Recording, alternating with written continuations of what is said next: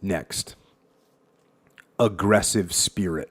It's an interesting how we keep hearing this word aggression and aggressiveness in all these different principles of war. Aggressiveness is so important. And we talked about it on the last podcast. And I talked about how it had to be balanced. But it has to be balanced. But man, it has to be there. That aggressiveness has got to be there. In low intensity, long drawn conflict, unflagging aggressive spirit is of vital importance, far more than in conventional offensive action. The LTTE had realized it thoroughly and practiced it with great deliberation and to great effect. We were somewhat lacking in it.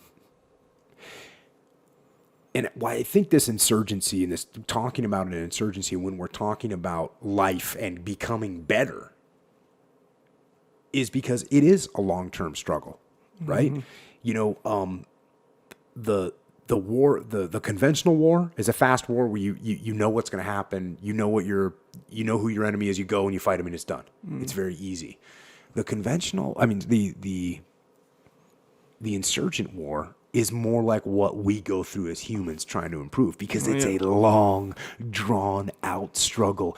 And we got pieces of our brain that are changing sides just like the local populace might, and it's very, very challenging. And that's why this notion of aggressiveness and knowing what your aim is and then this relentless pursuance of this aim and getting aggressive as you pursue that aim. Can you see how important those are? Obviously in a counterinsurgency situation, but also as you develop your plan to become a better person and a better leader. Oh yeah, absolutely critical. Especially, one of the many things similar to the insurgent comparison is the temptations that come up every day.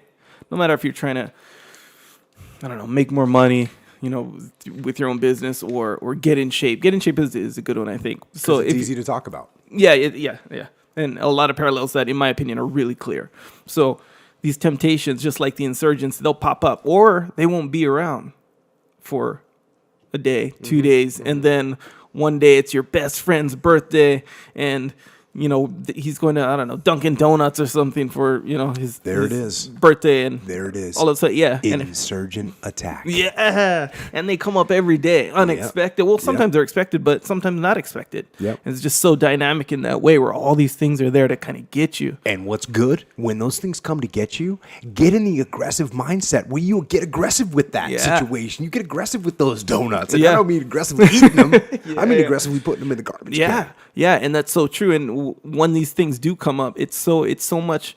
I don't say easy. Yeah, I would say easier to be like, no, I'm on the program right now. If you're aggressive, if your approach is, if you're like, I'm gonna allow excuses to get in my head or kind of pussyfoot around and be like, well, moderation is all right, kind of thing, and have that attitude, it's gonna get you, man. It's good. Yeah, if you're aggressive, you can take a stand, take pride in the fact that, nope, I'm not eating those donuts. Nope, I'm not drinking. I'm not going out to the club drinking. I got to rest. I got to work out in the morning or whatever.